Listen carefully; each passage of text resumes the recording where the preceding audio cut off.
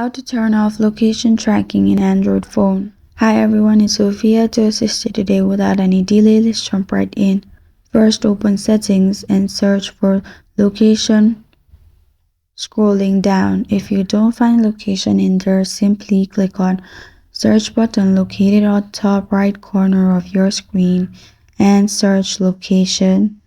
After location is appeared, simply click on location.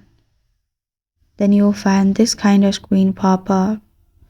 In here, you'll find all location requests available. Simply turn off use location.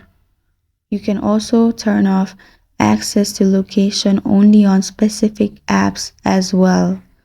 After that, you're good to go. That's how to turn off location tracking in Android phone. Thank you for joining me today. If this video helps you out, please leave a like and subscribe for more. Got a question or want to suggest a topic? Comment below. I am Sophia signing off. Until next time.